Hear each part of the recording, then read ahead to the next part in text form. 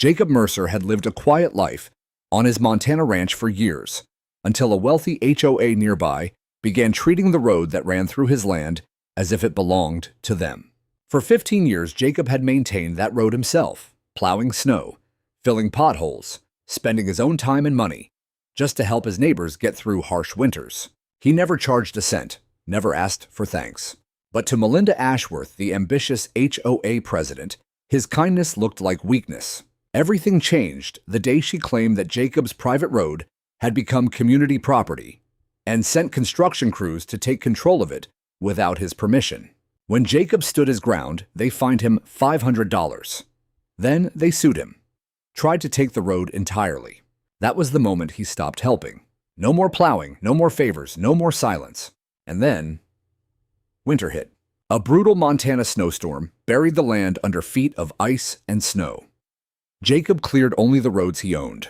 The HOA's shortcut, the one they thought was theirs, vanished beneath the storm. Cars got stuck. Families were trapped. Panic spread through the entire neighborhood.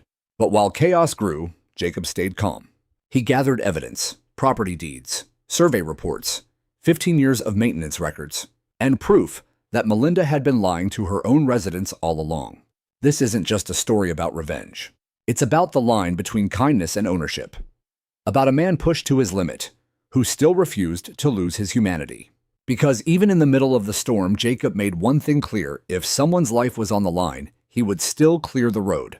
Meanwhile, Melinda, the woman who believed power could force control, began to lose everything. Her case collapsed, the truth went public, and the very community she tried to lead turned against her. In the end, the lawsuit was withdrawn.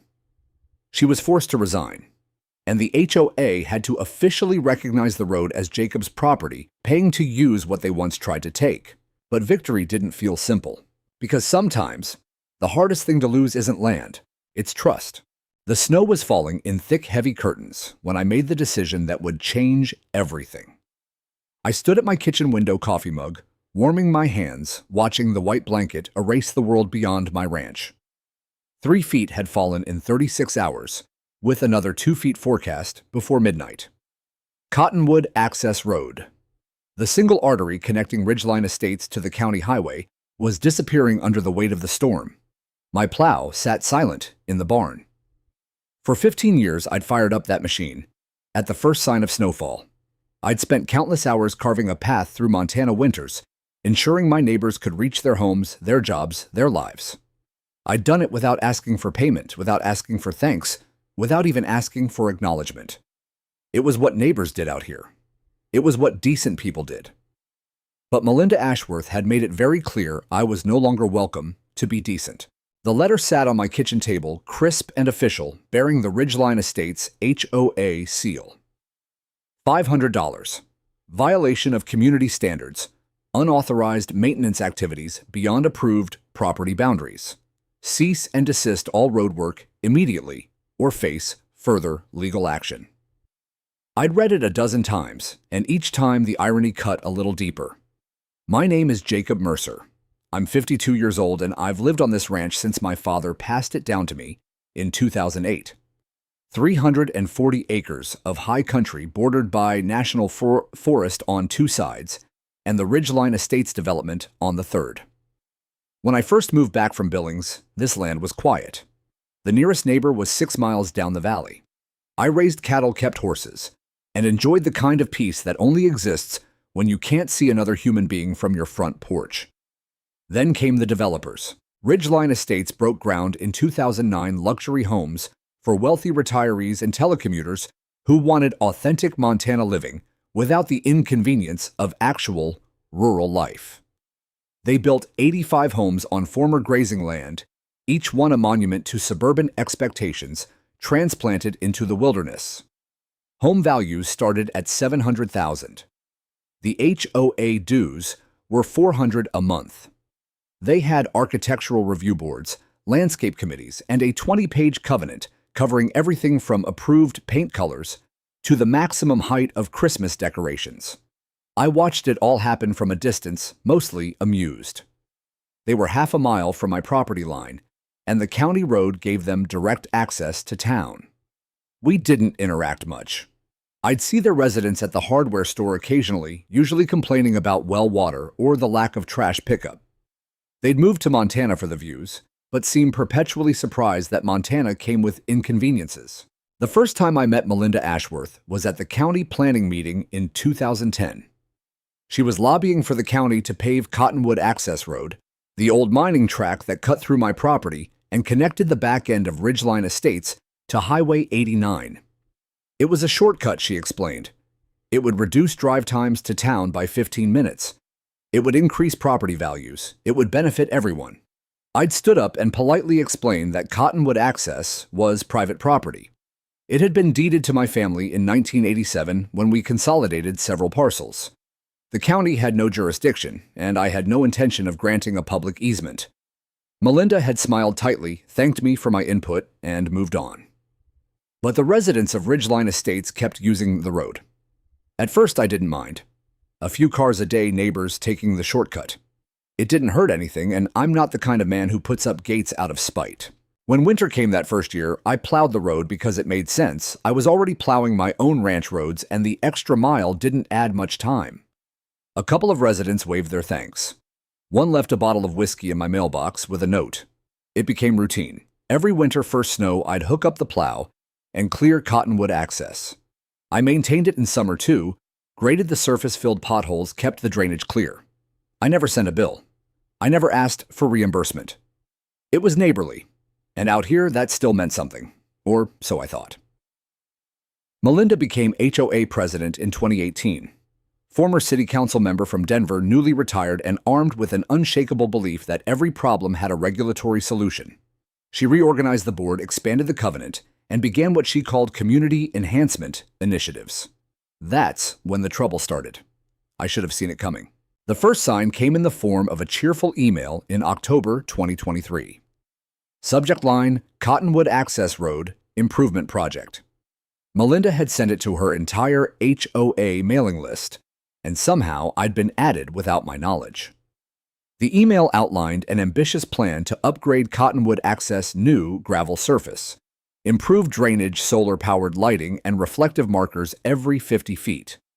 The project budget was $40,000 to be funded through a special assessment on all Ridgeline Estates homeowners. I read it twice, then called Melinda directly. "This is my road," I said, keeping my voice level. "You can't assess your homeowners for improvements to private property you don't own." Her laugh was light dismissive. "Jacob, I understand you have some historical connection to the land, but Cottonwood Access serves the community. It's been in public use for over 15 years. That establishes it as a community resource under Montana easement law.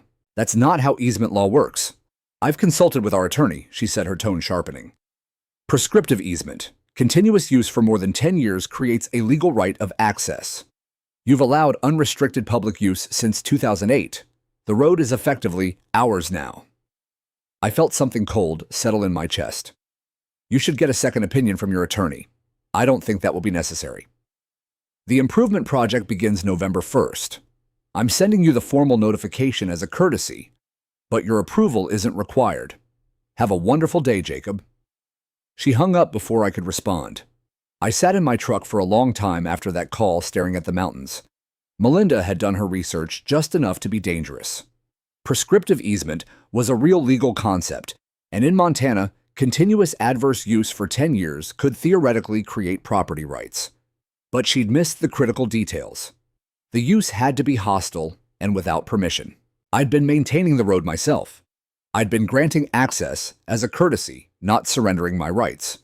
She'd mistaken generosity for weakness. The notification letter arrived 3 days later, registered mail. It informed me that Ridgeline Estates HOA would be conducting maintenance and improvements on Community Access Road Cottonwood beginning November 1st. It included engineering diagrams, contractor schedules, and a detailed assessment of costs. Attached was a separate document titled Easement Acknowledgement, which stated that my signature would formalize the HOA's access rights. I didn't sign it. November 1st came. I woke to the sound of heavy machinery grinding up Cottonwood Access. I drove down to find a contractor's crew laying fresh gravel, 2 dump trucks idling, and Melinda standing beside her white Lexus SUV clipboard in hand, directing operations like a general on a battlefield. "Morning, Jacob," she called out, all smiles. "Beautiful day for improvements, isn't it?" I parked my truck across the road, blocking further access. "This work stops now." Her smile didn't waver. "I'm sorry, but we have every legal right to maintain community infrastructure. If you interfere with this project, you'll be liable for damages and delays. This isn't community infrastructure. This is my property. Your unsigned acknowledgement doesn't change the legal reality of prescriptive easement." She gestured to the workers. "These men are doing important work that benefits everyone, including you. Now, if you'd please move your vehicle number." The smile finally cracked. "Excuse me," I said no. "This is my land. I maintain this road. I've never granted you an easement, prescriptive or otherwise. You have no authority here." Melinda's face flushed. She turned to the contractor, a weathered man in a Carhartt jacket who looked increasingly uncomfortable. "Continue your work. This man has no legal standing to stop you." The contractor looked at me, then at her, then at his crew. "Ma'am, if there's a property dispute, we can't proceed. Liability issues. There is no dispute," Melinda snapped. "I have documentation." "You have assumptions," I said quietly. "You have entitled beliefs based on incomplete research. What you don't have is my permission or a legal easement." She stepped closer, her voice dropping to something harder, colder. "You're making a serious mistake, Mr. Mercer. The HOA has resources. We have attorneys. We have political connections in this county. If you want to fight this, we will bury you in legal fees until you have no choice but to cooperate." I met her eyes. "I've been plowing this road for 15 years as a favor. That ends today. You can't restrict access to a public road. It's not a public road. It never was. And if you set one piece of equipment on my property again without permission, I'll have the sheriff remove it as trespassing." The contractor was already packing up his tools. Melinda watched in fury as the dump trucks turned around, gravel spilling onto the dirt. She whirled on me, her professional veneer completely gone. "You're going to regret this," she hissed. "The HOA board meets tomorrow night. We will address your obstruction formally. And when winter comes, when your precious road becomes impassable, you'll be the one begging us for help." She drove off in a spray of dirt and loose stone. I stood there in the November cold, watching the dust settle, knowing I'd just declared war on 85 households and a woman who'd spent her career forcing compliance. The next day, I received the citation. $500 for unauthorized snow removal beyond approved property boundaries based on a newly created HOA regulation prohibiting residents from performing maintenance on community roads without board approval. The irony was almost beautiful. They were fining me for maintaining my own road while simultaneously claiming they had the right to improve it. I made 3 calls that afternoon. First to the county clerk's office to request all historical records on Cottonwood access. Second to a surveyor to verify property lines. Third to my attorney in Billings. By the time the first snow fell 2 weeks later, I had a plan, and Melinda Ashworth had no idea what was coming. The HOA emergency meeting was held on a Tuesday evening in mid-November in the Ridgeline Estates clubhouse, a building that always felt more like a country club than a community center. Vaulted ceilings, gas fireplace, leather furniture arranged around a polished oak conference table. I wasn't invited, but the meeting minutes were posted publicly on their website within 24 hours. They'd discussed me for 90 minutes. According to the minutes, Melinda had presented what she called the Cottonwood access crisis. She explained to the board and attending homeowners that I was attempting to hold the community hostage by restricting access to a road that had been in continuous public use for 15 years. She cited prescriptive easement law, argued that my recent obstruction of the improvement project was actionable interference, and proposed a 3-part response. First, formal legal action to establish the HOA's easement rights through the courts. Second, a complaint to the county commissioners requesting they intervene and potentially claim the road through eminent domain for public benefit. Third, immediate enforcement of the citation against me for unauthorized road maintenance with escalating fines of $500 per week until I acknowledged the HOA's authority over Cottonwood access. The board voted unanimously in favor. I received the lawsuit notification on November 18th. Ridgeline Estates HOA versus Jacob Mercer. They were seeking a declaratory judgment establishing a prescriptive easement plus damages for my interference with their improvement project. The demand was for $20,000 in contractor fees and legal costs. I called my attorney, Richard Haas, a fourth-generation Montana lawyer who'd handled my father's estate and knew property law like most people knew their own phone numbers. They don't have a case, Richard said after reviewing the filing. Prescriptive easement requires hostile use without permission. You've been maintaining the road yourself, which demonstrates you retained control and granted access as a revocable license. They're confusing courtesy with surrender. Can we get it dismissed eventually? But it'll take time, and they know that. They're banking on you settling rather than spending months in litigation. He paused. Jacob, they mentioned something about winter maintenance in their filing. What's your plan when it snows? I looked out my window at the gray November sky. I'm going to plow my roads. Just my roads.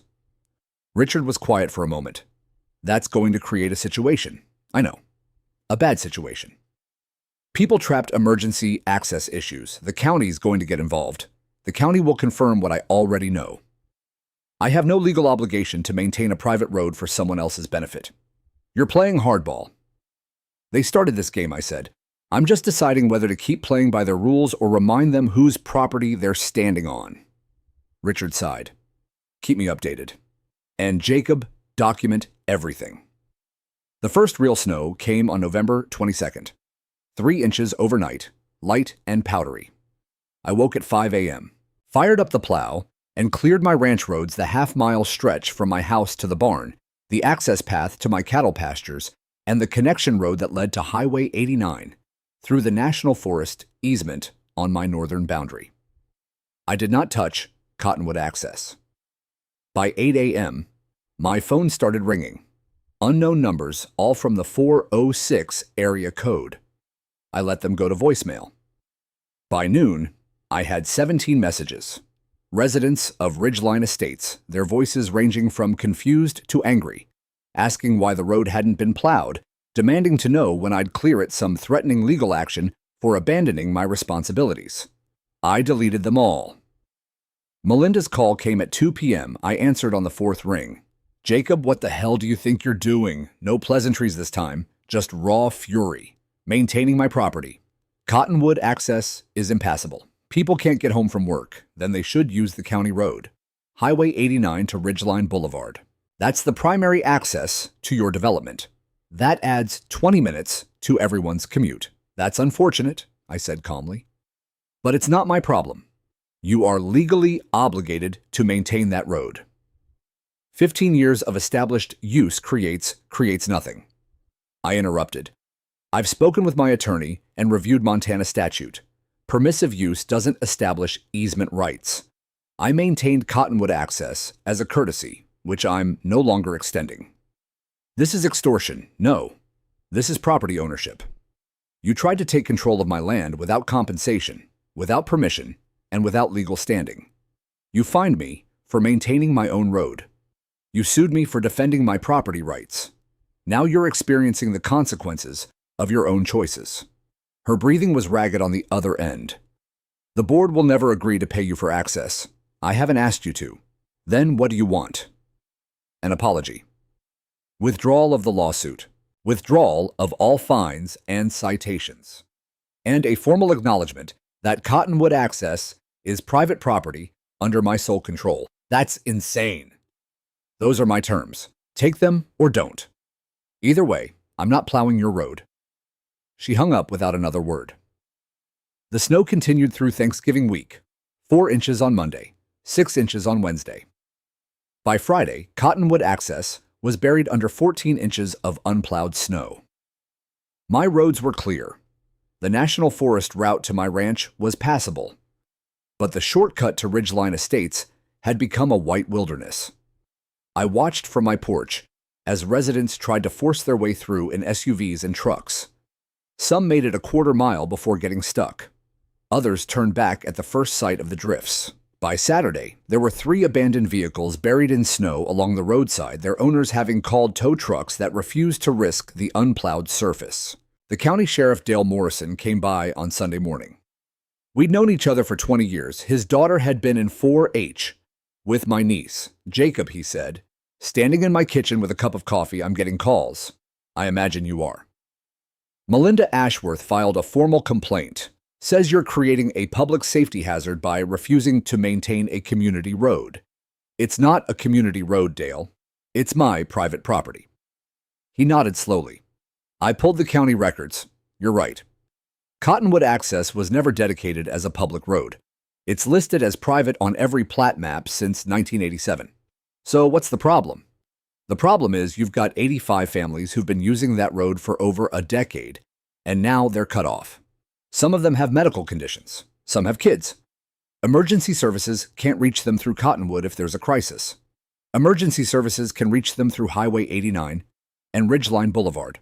That's the county-maintained route, which adds 15 to 20 minutes response time. I met his eyes. That's on the HOA, not me. They chose to rely on a private road they didn't own. They chose to attack me when I objected to their control. They made their choices. Now they live with them. Dale set down his coffee. I can't force you to plow. You're within your legal rights, but I need you to understand if someone dies, because an ambulance can't get there in time, this community will blame you. They should blame Melinda Ashworth. Maybe. But that won't change how it feels. He headed for the door, then paused. For what it's worth, Jacob, I think she overplayed her hand. But don't let pride turn this into a tragedy. He left me standing in the doorway watching the snow fall harder. I didn't sleep much that night. Dale's words circled in my mind like vultures. If someone dies because an ambulance can't get there in time, this community will blame you. He was right and he was wrong. Right that people would blame me. Wrong that it would be my fault. But responsibility and fault aren't always the same thing in the court of public opinion. By Monday morning, I'd made a decision. Not to surrender, never that, but to build my case so thoroughly that when this ended, there would be no question who'd been in the right. I started with documentation. My father had been meticulous about record keeping, and I'd inherited that trait. Every receipt, every maintenance log, every expense related to Cottonwood Access for the past 15 years was filed in banker's boxes in my office. I spent 3 days organizing it all chronologically, fuel receipts for the plow truck equipment, maintenance records, gravel purchases, culvert replacements, even photographs I'd taken over the years showing the road's condition before and after my work. The total came to $63,412. 15 years of materials, fuel, equipment, wear, and labor at even a modest hourly rate. I'd subsidized the HOA's convenience to the tune of more than $4,000 per year. And they'd responded by trying to claim ownership of the asset I'd been maintaining. I compiled it into a spreadsheet, cross-referenced every entry with bank statements and photos, and had it notarized. Then I sent copies to Richard Haas, the county clerk's office, and after a moment's consideration, kept one in a fireproof safe. Next came the survey. I hired Whitman Land Surveying out of Bozeman, the most respected firm in the region. They spent 2 days walking the property lines with GPS equipment and historical plat maps, marking boundaries with fluorescent flags every 100 feet. The results confirmed what I already knew: Cottonwood Access Road ran entirely within my property boundaries. Not 1 inch crossed into county right-of-way or Ridgeline Estates land. The survey also revealed something I hadn't known: the road's eastern terminus, where it connected to the back entrance of Ridgeline Estates, crossed a 20-foot strip of land that had been deeded to my family in a boundary adjustment back in 1994. The HOA's own back gate, the fancy stone pillars with Ridgeline Estates carved into them, sat on my property. I had the surveyor photograph everything, document the encroachment, and file the official survey with the county. Then I visited the county road department. The supervisor, Tom Hendricks, was a practical man who'd spent 30 years maintaining Montana's rural roads. I showed him my documentation and asked a simple question. Has the county ever maintained Cottonwood Access? He pulled up the records on his computer, scrolling through decades of maintenance logs. Nope, never been on our books. We maintain Highway 89 Ridgeline Boulevard and the county roads in the valley. Cottonwood's not in our system. So if someone claims it's a public road, they'd be wrong. He printed out a letter on county letterhead confirming that Cottonwood Access Road was private property, not maintained by county resources, and not designated for public use in any official capacity. I thanked him and added the letter to my growing file. The snow kept falling. By the first week of December, Cottonwood Access was buried under 2 feet of accumulation. My own roads remained clear. Plowed after every storm, maintaining access to my ranch, my cattle, and the national forest route that connected me to civilization. I was never trapped. I was never inconvenienced. But Ridgeline Estates was suffering. The complaints to the county intensified. The sheriff's office received daily calls about the abandoned road. The county commissioners were being lobbied by HOA residents demanding intervention. I even heard through the grapevine that Melinda had organized a petition calling for the county to seize Cottonwood access through eminent domain. None of it changed the legal reality. Richard called me in mid-December with an update on the lawsuit. "They're scrambling," he said, and I could hear the satisfaction in his voice. Their attorney requested a continuance, which usually means they're realizing their case isn't as strong as they thought. I filed a motion to dismiss based on your documentation. The judge will rule after the holidays. What are the chances 90% we get a dismissal? Their prescriptive easement claim is garbage, and they know it. The question is whether Melinda will accept reality or keep throwing money at this. My bet's on the latter. Mine too, Richard agreed. Pride's expensive. I didn't respond to any of the HOA's calls or emails. Every message went unanswered, every demand ignored. I wasn't being petty, I was being strategic. Engagement would give them ammunition, create opportunities for misunderstandings they could twist in their favor. Silence was cleaner. But I wasn't inactive. I installed a trail camera at the entrance to Cottonwood Access, positioned to capture anyone who entered the road. Within 3 days, I had footage of HOA board members walking the route, taking photographs, measuring distances. They were building their own case, looking for anything they could use to claim public use or necessity. I also made copies of every piece of correspondence, Melinda's threatening emails, the lawsuit filing the citation for unauthorized snow removal, the improvement project notification. I organized it all into a timeline that told a clear story. HOA assumes control of private property, property owner objects. HOA retaliates with fines and lawsuits. Property owner enforces rights. It was a narrative any judge would understand. By Christmas, the tension had reached a breaking point. Several Ridgeline Estates residents had taken to using the National Forest route that passed near my ranch, adding 45 minutes to their commute, but avoiding the impassable Cottonwood access entirely. Others had simply abandoned their homes for the winter, renting apartments in town, rather than dealing with the access issues. Property values in Ridgeline Estates were reportedly dropping. Realtors were fielding calls from angry homeowners who wanted to sell but couldn't find buyers willing to pay premium prices for a community with unreliable access. The HOA's insurance company had raised their liability premiums after learning about the road dispute. Melinda's perfect community was unraveling, and she knew exactly who to blame. The certified letter arrived on December 28th. It was from the HOA's attorney, and the tone had shifted from aggressive to conciliatory. They proposed a meeting in early January to discuss a mutually beneficial resolution to the access dispute. No admission of wrongdoing, but the word settlement appeared 3 times. I read it twice, then called Richard. "They're ready to deal," I said. "Probably. But don't agree to anything without running it past me first. They'll try to get access rights without actually compensating you or admitting fault. I'm not interested in half measures." "Good. Let them sweat through the holidays. We'll respond after New Year's." I spent Christmas alone on the ranch, as I did most years. The cattle were fed, the roads were clear, and the world was buried under a silence that only deep snow can create. I sat by the fire that evening, whiskey in hand, thinking about my father. He taught me that land wasn't just property, it was responsibility. You took care of it, respected it, defended it when necessary. He'd also taught me that some people would always try to take what wasn't theirs, and the only answer was to stand firm. I was standing firm. The question was how much longer Melinda Ashworth could afford to keep pushing. The storm warnings started appearing on January 4th. A massive Arctic front moving south out of Canada, carrying with it the kind of cold that made national news and the kind of snow that shut down entire counties. The National Weather Service predicted 30 to 40 inches over a 3-day period, with wind gusts up to 50 miles per hour creating whiteout conditions and drifts up to 6 feet. It was the kind of storm that Montanans prepared for like sailors preparing for a hurricane. I spent 2 days stocking up fuel for the generator's extra propane feed for the cattle, enough food to last 2 weeks if the roads became completely impassable. I checked the plow truck, changed the hydraulic fluid, replaced a worn cutting edge.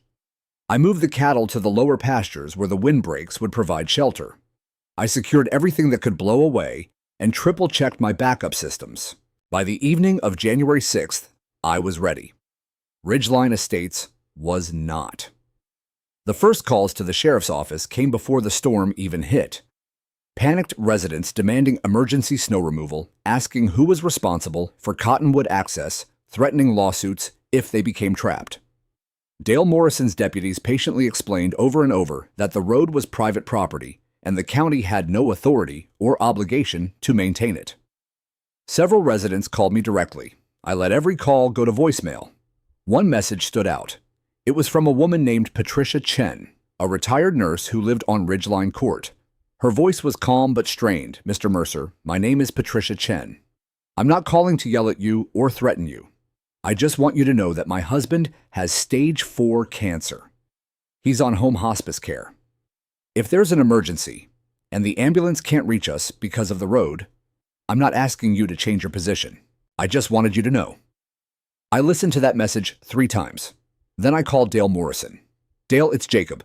I need you to give me Patricia Chen's phone number." "The woman on Ridgeline Court." "Yeah." He was quiet for a moment. "Jacob, whatever you're planning, just give me the number." I called Patricia that evening. She answered on the second ring, her voice cautious. "Mrs. Chen, this is Jacob Mercer. I got your message, Mr. Mercer. I didn't expect to hear from you. I want you to know something. If there's a medical emergency, any emergency, you call 911 and then you call me directly. I will plow a path for emergency services, no matter what time, no matter what conditions. Your husband will not be left without help because of this dispute." Her breath caught. "Thank you. Thank you. I'm not doing this to the people in your community, Mrs. Chen. I'm doing this to the HOA board that decided my property was theirs to control. But I won't let anyone suffer because Melinda Ashworth can't admit when she's wrong. I understand. And Mr. Mercer, for what it's worth, a lot of us had no idea the road was yours. We thought it was part of the development. Melinda told us it was community infrastructure. That caught my attention. She told you that explicitly at multiple meetings. She said the developer had included Cottonwood access as part of the community amenities, that it was maintained through our HOA dues. Some of us even asked why we needed to approve a special assessment for improvements if it was already covered by our fees. She said the improvements were beyond normal maintenance. Would you be willing to put that in writing? She hesitated. Will it help end this? It might. Then yes, I'll write down everything I remember. The storm hit on January 7th at 3 a.m. I woke to the sound of wind screaming across the ranch like a living thing. By dawn, visibility was 0. Snow fell so thick and fast that the world disappeared beyond my windows. The temperature dropped to 18 below 0, and the wind chill pushed it down past 40 below. I stayed inside monitoring weather reports and keeping the fire going. By the second day, Cottonwood access had disappeared completely. Drifts 6 feet high blocked the entrance. The wind had sculpted the snow into frozen waves that would require hours of work to break through. Even if I'd wanted to plow it, the conditions were too dangerous. My own roads were manageable. The windbreaks and tree lines I'd planted over the years channeled the drifts away from critical paths. I plowed twice a day, keeping the routes to my barn and cattle pastures clear. The National Forest route was harder, but I managed to keep it passable. Ridgeline Estates was completely cut off. On the third day, as the storm finally began to ease, my phone rang. Unknown number. I almost didn't answer, but something made me pick up. Jacob Mercer. Mr. Mercer, this is Amanda Voss with Channel 7 News in Great Falls. We're doing a story on the storm and its impact on rural communities. We've heard that residents of Ridgeline Estates are trapped due to a road access dispute. Would you be willing to comment? I closed my eyes. Of course, Melinda had gone to the media. No comment. Mr. Mercer, we've been told you own a private road that serves as the primary access to the community, and you're refusing to plow it. Is that accurate? It's incomplete. Would you like to provide the complete picture? I thought about hanging up. I thought about staying silent, letting Melinda control the narrative. Then I thought about 15 years of receipts, survey documents, and Melinda's own emails claiming ownership of my property. Send a crew to my ranch tomorrow at 10 a.m., I said. I'll show you the complete picture. Amanda Voss arrived with a cameraman and a four-wheel drive news van that struggled even on my plowed roads.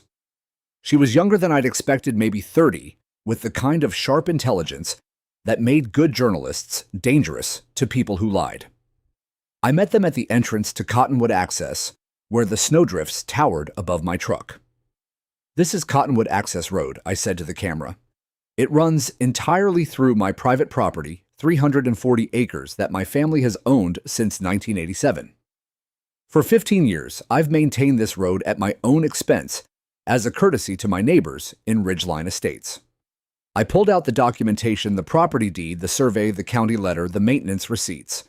Last November, the Ridgeline Estates HOA attempted to claim ownership of this road through prescriptive easement. They tried to perform $40,000 in improvements without my permission. When I objected, they fined me $500 for maintaining my own property. Then they sued me for $20,000. Amanda's eyebrows rose. They sued you for maintaining a road you own. They claimed continuous public use gave them legal rights. They were wrong. The county confirmed this is private property. My attorney filed for dismissal. But the HOA president, Melinda Ashworth, told residents that Cottonwood Access was community infrastructure, included in their development. I handed Amanda a printed copy of Patricia Chen's written statement, which had arrived by email the day before. This is from a resident who attended HOA meetings where Ms. Ashworth explicitly misrepresented the road's ownership. She told homeowners it was part of their community amenities maintained through HOA dues. She used their money, their trust, and their assumptions to try to take control of my land. Amanda read the statement, her expression hardening. Have you tried to resolve this? They sent a settlement offer. I haven't responded yet. But I want to be clear about something. I looked directly at the camera. I am not refusing to plow out of spite. I am enforcing my property rights after the HOA attempted to seize my land through legal intimidation.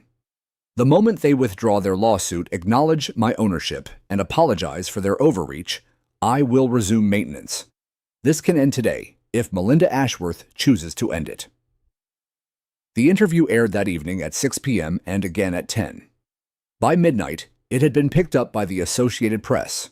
By morning, it was on national news, CNN, Fox, MSNBC, all running variations of Montana HOA trapped by property dispute. My phone exploded with calls. News outlets, lawyers offering representation, property rights advocacy groups. I ignored most of them. But one call mattered. Richard Haas at 7 a.m. laughing so hard he could barely speak. Jacob, you beautiful bastard. Melinda's attorney just called me. They want an emergency meeting. Today. They're dropping the lawsuit. What changed? You went public. The HOA just realized that every one of their homeowners now knows Melinda lied to them about the road. They're facing internal revolt, property value collapse, and a PR nightmare. Their insurance company is threatening to drop coverage. They're done. I looked out at Cottonwood Access, still buried under 6 feet of snow. Set the meeting, I said. But I want everything in writing. The meeting took place at Richard Haas's office in Billings at 2 p.m. on January 10th. I drove the 3 hours through cleared highways, the winter landscape blinding white under a hard blue sky. Richard had suggested we meet on neutral ground rather than in Ridgeline Estates, and I'd agreed. This wasn't a negotiation between neighbors anymore. This was a legal settlement between parties with irreconcilable positions. Melinda Ashworth arrived with 3 people: her attorney, Douglas Pemberton, a sharp-dressed man from Missoula, whose retainer probably cost more than most people's cars; Trevor Walsh, the HOA vice president, and a retired accountant who looked like he'd aged 10 years in the past 2 months; and surprisingly, Patricia Chen. We sat across from each other at Richard's conference table, the tension so thick you could cut it with a knife. Pemberton opened. "Mr. Mercer, my clients want to resolve this matter quickly and amicably. They're prepared to offer—" "Let me stop you right there," Richard said, his voice calm but edged with steel. "We're not here to listen to offers. We're here to accept surrender." Melinda's face flushed crimson. "Surrender. We're trying to be reasonable. You sued my client for defending his own property. You fined him for maintaining his own road. You misrepresented ownership to your homeowners according to sworn statements we now have in writing. You attempted to seize private land through fraudulent easement claims. And when my client enforced his legal rights, you went to the media portraying him as the villain." Richard slid a folder across the table. "This is our counterclaim. Malicious prosecution, abuse of process, slander, and trespass. We're seeking $150,000 in damages, plus legal fees." The room went silent. Pemberton opened the folder, his expression darkening as he read. Trevor Walsh looked like he might be sick. Patricia Chen sat quietly, her hands folded, her eyes on Melinda. "This is extortion," Melinda hissed. "No," I said quietly. "This is consequences." Pemberton cleared his throat. "Mr. Hoss, be realistic. A jury might not award. A jury will hear that your client tried to steal my client's land after he spent $63,000 maintaining it for her benefit. A jury will see internal HOA emails where Ms. Ashworth called Mr. Mercer a backwards rancher who doesn't understand community development. A jury will watch the news interview that's been viewed 2 million times on YouTube, where Mr. Mercer comes across as a reasonable man defending his property, and your client comes across as Richard paused delicately. Well, you've seen the comments section. Melinda's hands were shaking. I was protecting the community's interests. You were protecting your ego, Patricia Chen said softly. Everyone turned to look at her. Patricia Trevor Walsh began, but she held up a hand. No, I'm done staying quiet. She looked at Melinda with something close to pity. I've lived in Ridgeline Estates for 8 years. I've served on the landscaping committee, volunteered for community events, paid my dues without complaint. And the entire time you told us Cottonwood Access was ours. You told us it was part of what we were paying for. You organized improvement projects and special assessments based on a lie. I believed we had legal standing. You believed you could bully a man into giving up his property. Patricia's voice was still calm, but there was steel underneath. My husband is dying, Melinda. When I called Mr. Mercer, terrified that we'd be cut off from emergency services, do you know what he did? He gave me his personal number and promised to plow immediately if we needed help. No conditions, no payment, just basic human decency. She turned to me, which is more than our HOA president offered. Melinda looked away, her jaw tight.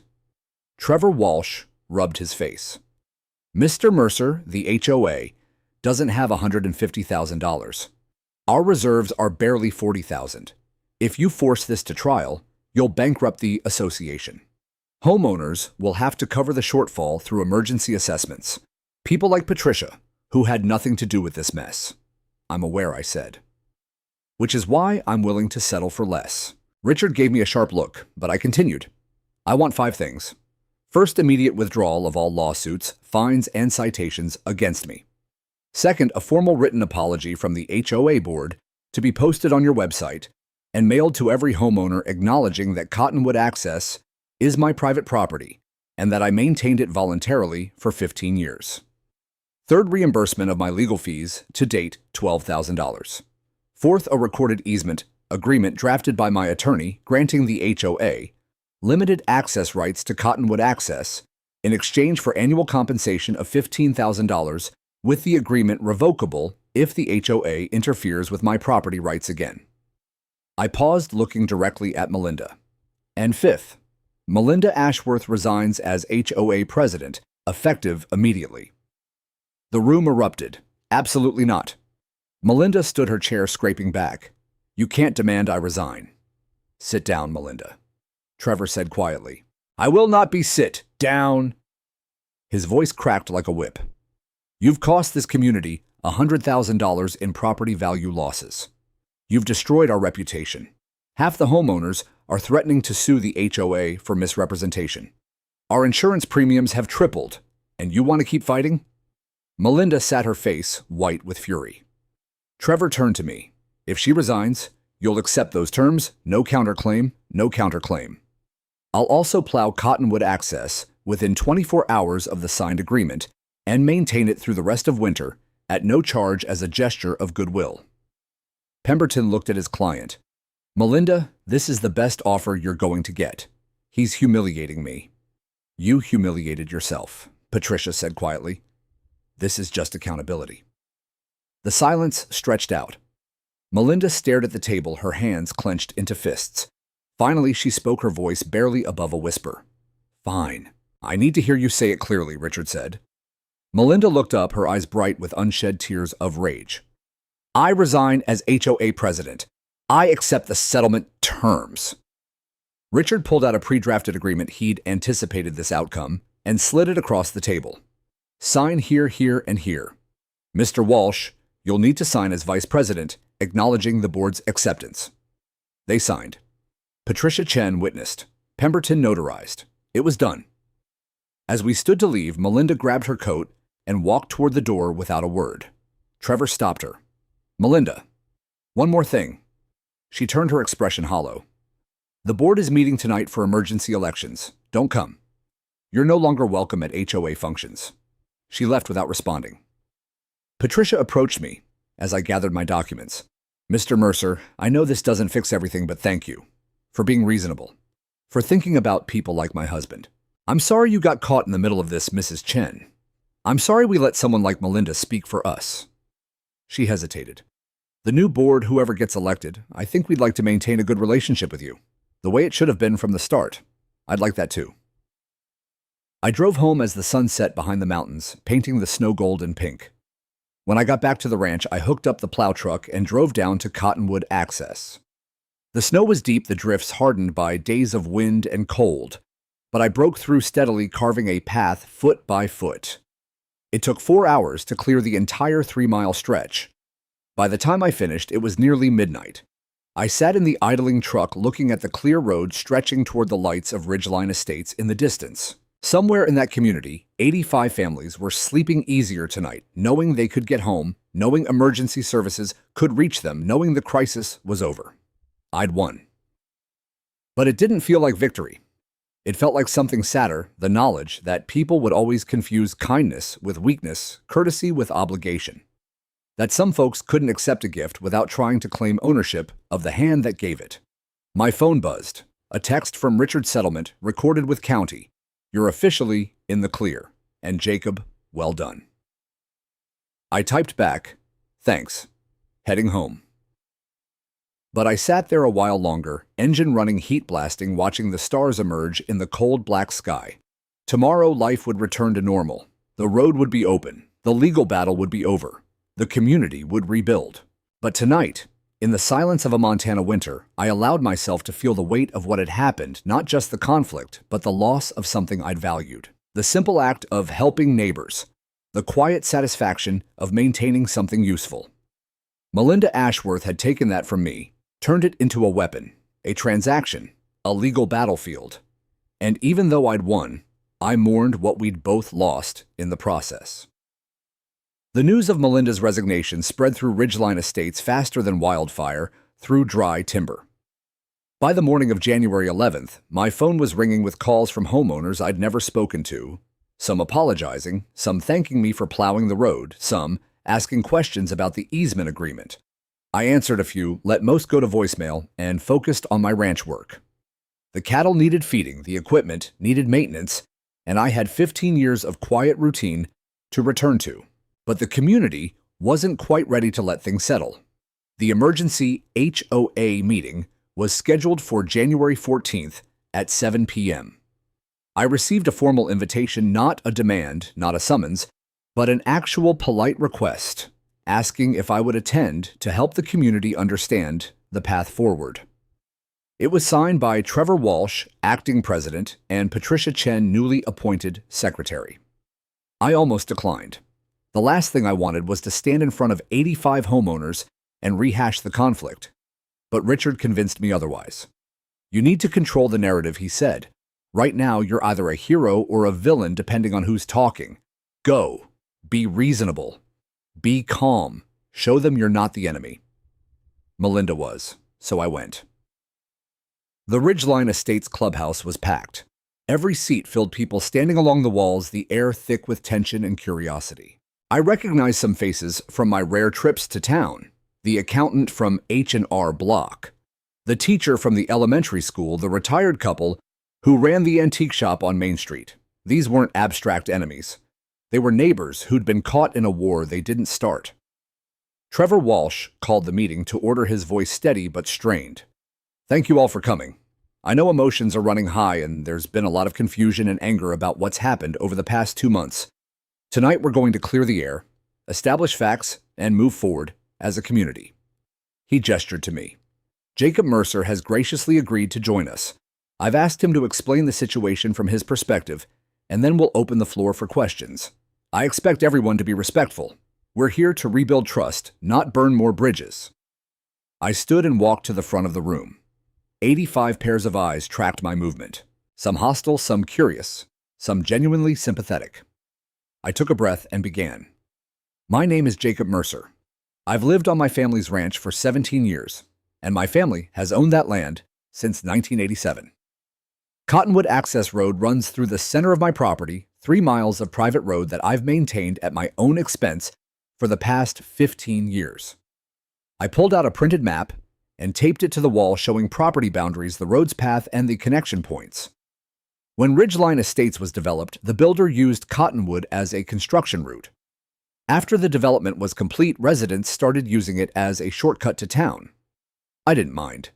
It was neighborly to allow access, and I was already maintaining my own roads, so the extra mile didn't hurt. A man in the third row raised his hand. Why didn't you tell us it was your road? I assumed people knew. The county maps are public record. But more importantly, it didn't matter to me. You needed access. I had the equipment, and it seemed like the right thing to do. Patricia Chen spoke up from the front row. When did that change? Last November, when the HOA attempted to claim ownership through prescriptive easement.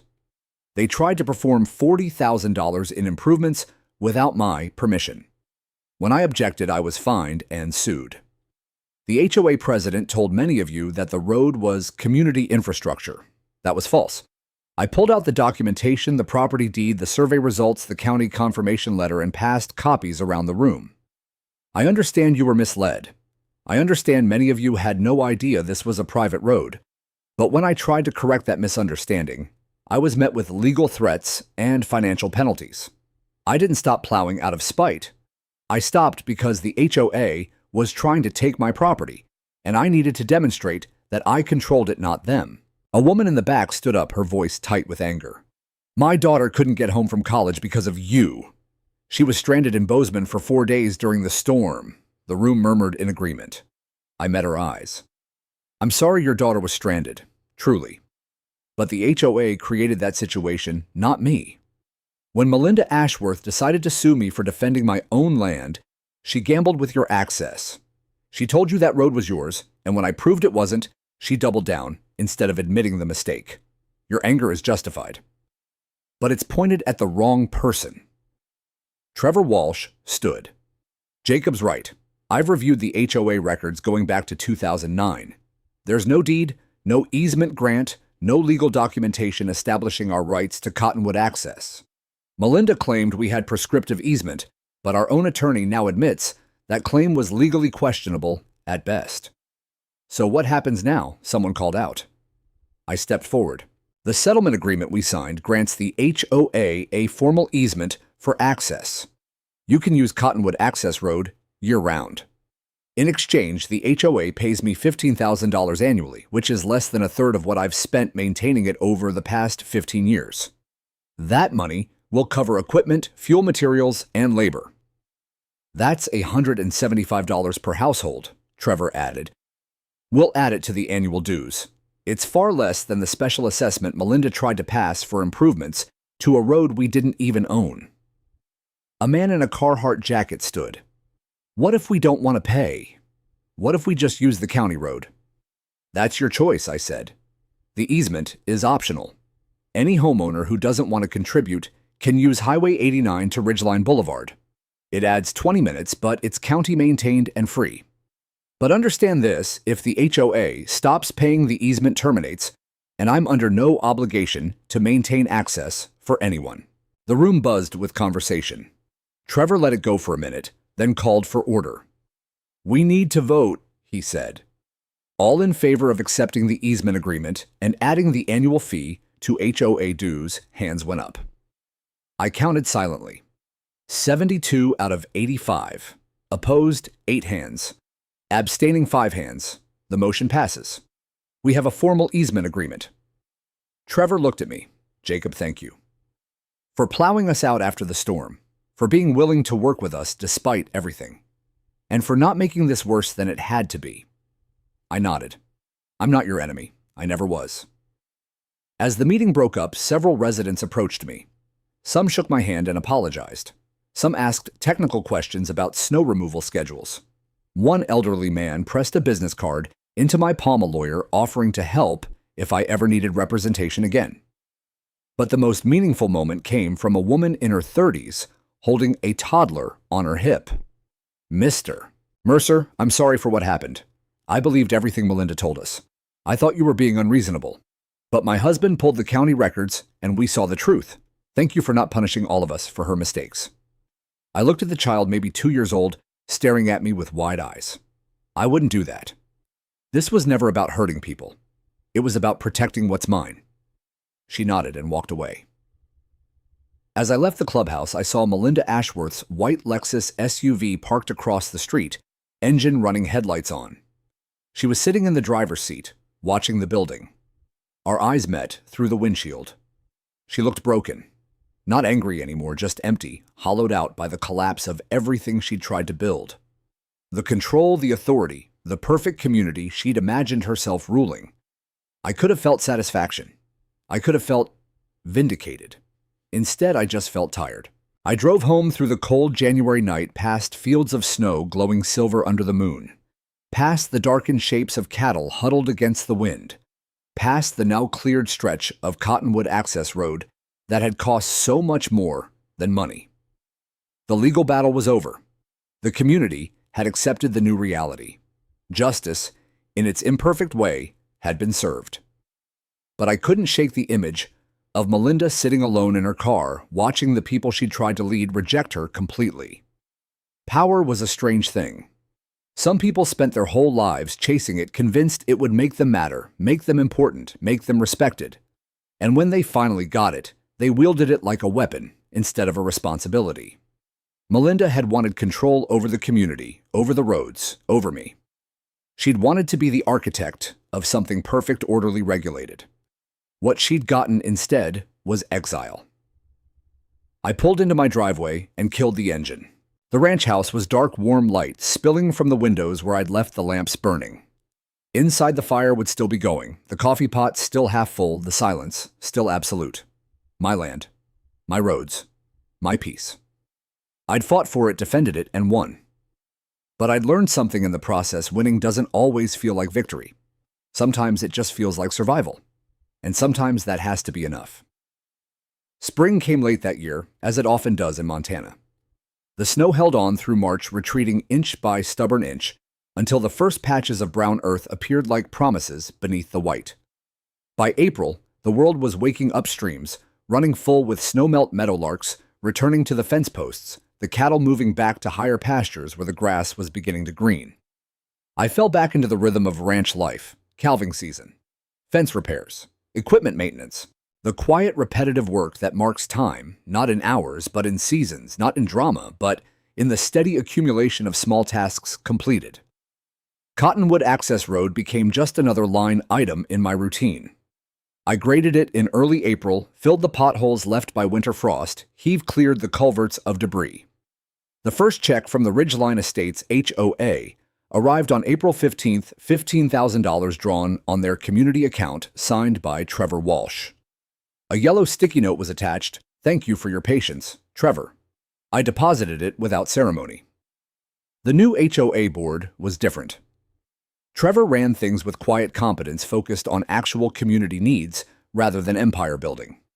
Patricia Chen organized neighborhood events that felt genuine rather than performative. They sent me meeting minutes every month not because they had to, but because they wanted me to know what was happening in the community that shared my road. I never attended the meetings, but I read the minutes. In May, I saw a U-Haul truck parked outside Melinda Ashworth's house. I was driving past on my way to the feed store and I slowed without thinking. The front door was open, boxes stacked on the driveway, furniture being loaded by professional movers. Melinda stood on the lawn, arms crossed, supervising the process with the same intense focus she'd once brought to HOA business. She saw me. Our eyes met. I lifted one hand in a neutral wave, not friendly, not hostile, just acknowledgement. She didn't wave back, just turned and walked into the house. By evening, the truck was gone. The house went on the market 3 days later. It sold in 2 weeks to a young family from Billings, a software engineer, and his wife, a teacher with twin daughters who would start kindergarten in the fall. The realtor's sign came down and Melinda Ashworth disappeared from Ridgeline Estates like she'd never existed. I heard later through the small-town grapevine that connects every ranch coffee shop and hardware store in Montana that she'd moved to Arizona. Scottsdale, maybe. Or Tucson. Someplace warm, where the winters didn't trap you, and the communities had bylaws enforced by actual municipalities instead of volunteer boards. I hoped she found peace there. I genuinely did. Not because I forgave her. Forgiveness wasn't really the point. But because carrying that much anger, that much need for control, that much fear of being wrong, it seemed like a terrible way to live. Summer arrived in full force. I hired 2 seasonal hands to help with haying, and we spent long days cutting, baling, and stacking against the coming winter. The work was hard and honest, and at the end of each day I was too tired to think about anything except dinner and sleep. One evening in July, I was sitting on the porch with a beer watching the sun set fire to the peaks of the Rockies when a car pulled up the driveway. Patricia Chen's blue Subaru. She got out carrying a covered dish and a hesitant smile. "Mr. Mercer, I hope I'm not intruding." "Jacob." "And you're not." I stood gesturing to the second chair on the porch. "Can I get you something to drink? Water would be lovely." I brought out 2 glasses, and she settled into the chair, setting the dish on the small table between us. "Lasagna," she said. "Homemade." "I made extra, and thought you might appreciate not cooking tonight. That's kind of you." We sat in comfortable silence for a moment, watching the light change. "How's your husband?" I asked. Her smile was sad but genuine. "He passed in March, peacefully, at home with family around him. It was as good as it could be, given everything." "I'm sorry." "Thank you. And thank you for keeping your promise. When he had that crisis in February, you plowed at 2 in the morning so the ambulance could get through. The paramedics said those extra minutes might have bought us another month together. I didn't know what to say to that, so I just nodded. "I wanted to tell you something," Patricia continued. "The new HOA board were working on a plaque to put at the entrance to Cottonwood Access. It'll say, 'Mercer Access Road, maintained through the courtesy and partnership of Jacob Mercer and the Ridgeline Estates community.' We wanted to acknowledge the truth and the relationship we should have had from the beginning. That's not necessary. Maybe not. But it's right." She took a sip of water. "We also voted to name you an honorary member of the community. You won't have to pay dues or follow the covenants. God knows you've earned exemption from our architectural review board, but you're welcome at any community event, and your voice carries weight if issues affect your property. I appreciate that." She stood to leave, then paused. "Jacob, I know what happened was ugly, and I know Melinda hurt you in ways that go beyond the legal battle. But I want you to know that most of us see what you did. You could have been vindictive. You could have made us suffer. Instead, you were measured, fair, and ultimately kind. That says a lot about who you are." After she left, I sat on the porch until the stars came out, eating lasagna straight from the dish and thinking about the strange path that had led from snow-covered conflict to this moment of quiet reconciliation. The truth was, I had changed. Not in obvious ways. I was still the same rancher, still maintained the same routines, still valued the same silence and solitude. But something had shifted internally. I'd learned that standing your ground didn't require cruelty. That defending what was yours didn't mean destroying what was theirs. That strength and kindness weren't opposites but complements. I'd also learned the cost of other people's assumptions. How many relationships, how many communities, how many neighborhoods fell apart because someone confused access with ownership, courtesy, with obligation, generosity, with weakness. Melinda had seen my willingness to help as an invitation to control. She'd mistaken my quiet nature for passivity, my patience for surrender. And when she'd finally pushed hard enough to discover her error, the revelation had destroyed everything she'd built.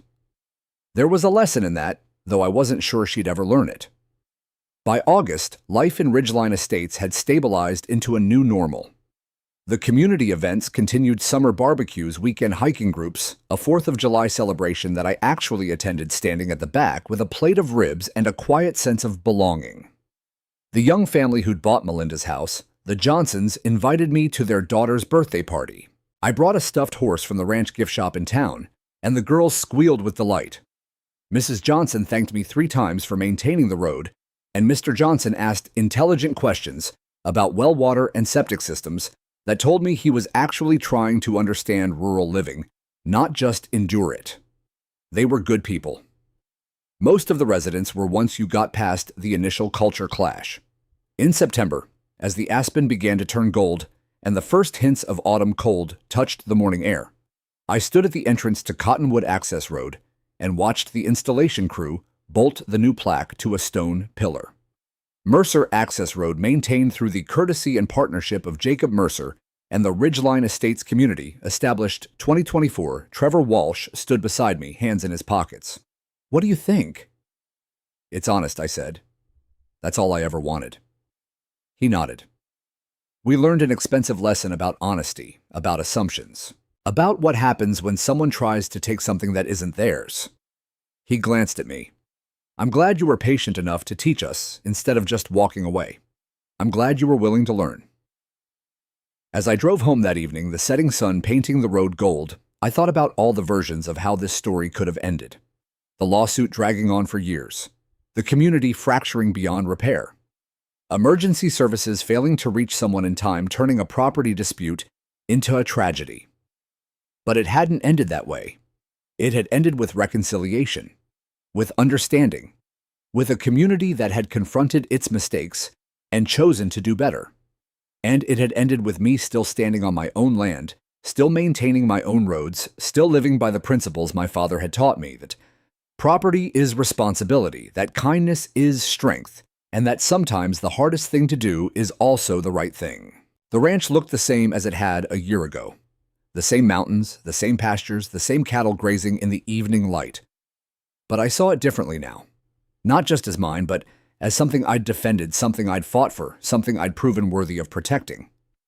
I parked the truck and walked to the porch where the sunset was doing its nightly magic, turning everything to gold and crimson and shadow. Inside the house waited warm, quiet mine. I'd won more than a legal battle. I'd won the right to remain who I was, where I was, without apology or compromise. And in Montana, in the high country where the wind carries the smell of pine, and sage where the winters test you and the summers reward you, where the land teaches you who you are if you're willing to listen. That was everything.